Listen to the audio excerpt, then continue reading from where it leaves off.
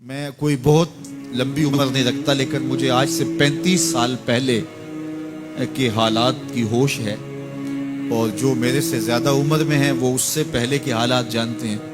تو میرا بنیادی طور پہ ایک دیہات سے تعلق ہے، تو میں اچھی طرح جانتا ہوں کہ لوگوں کے پاس جو آج کچھ ہے وہ آج سے 35-40 سال پیچھے نہیں تھا۔ بالخصوص دیہاتوں کے اندر لوگوں کے پاس ایک یا دو جوڑے ہوتے تھے اور انہیں بار بار پہنتے تھے۔ کسی شادی یا بیاہ کے موقع پہ جانا ہوتا تو بعض اوقات کسی سے وہ لباس یا جوتے مانگ کے لے کے جاتے۔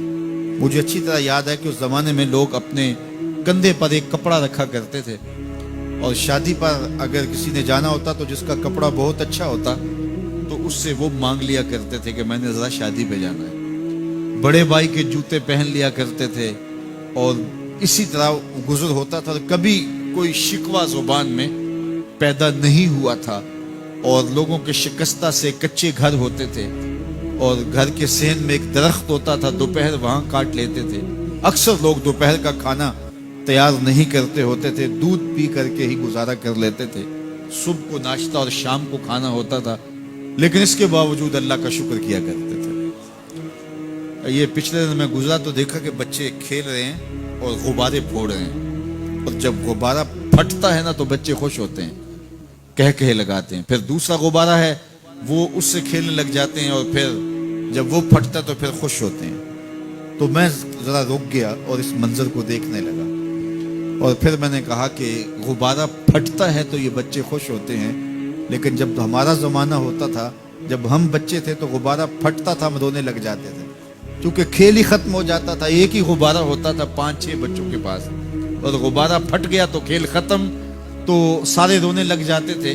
اور اب یہ غبارے پہ غبارہ پھوڑ رہے ہیں اور خوش ہو رہے ہیں، تو کہاں سے کہاں ہم آ پہنچے۔ لیکن اس زمانے میں اگر کسی سے پوچھا جاتا، لوگ پیدل سفر کرتے اور لباس بھی پورے نہ ہوتے، تو جب کسی سے پوچھا جاتا کیا حال ہے تو وہ لمبا ہاتھ کر کہتا ہے اللہ کا شکر ہے۔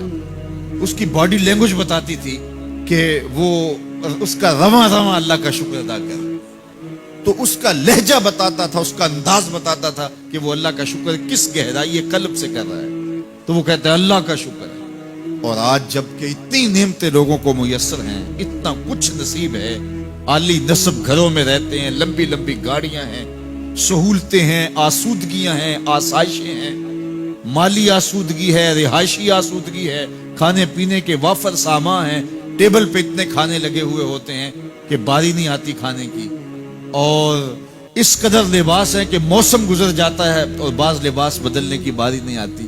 لیکن اس کے باوجود کسی سے پوچھے جناب کیا حال ہے، آسودہ حال شخص سے بھی پوچھیں تو وہ بھی بڑے آہستگی سے کہتا ہے بس چل ہی رہا ہے۔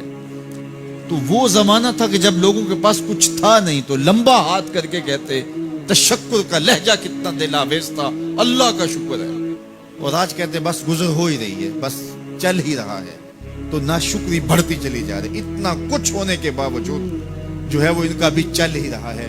تو کہا ان الانسان لربہ لکنود، بے شک انسان اپنے رب کا ناشکرا ہے۔ اتنی نعمتیں کھانے کے باوجود، اتنی دولتیں سمیٹنے کے باوجود، اتنی عزتیں پانے کے باوجود، اتنی آسائشیں حاصل کر چکنے کے باوجود، دولت کے اتنے انبار رکھنے کے باوجود، اس کی زبان بولتے ہوئے کتنے بخل سے کام لیتی ہے کہ بس گزر اوقات ہو ہی رہی ہے۔ اور میاں تیرے رب نے تجھے اتنا کچھ دیا، یہ دولتیں، یہ دولتوں کے انبار، یہ آسودگیاں، یہ بہاریں، یہ سب کچھ نہ ہوتا، تجھے زندگی بخش دی تھی، اس کا ہی شکر تیرے اوپر واجب۔ دین کی بات پھیلانا صدقہ جاریہ ہے۔ ثواب کی نیت سے ویڈیو کو شیئر ضرور کیجیے۔ جزاک اللہ۔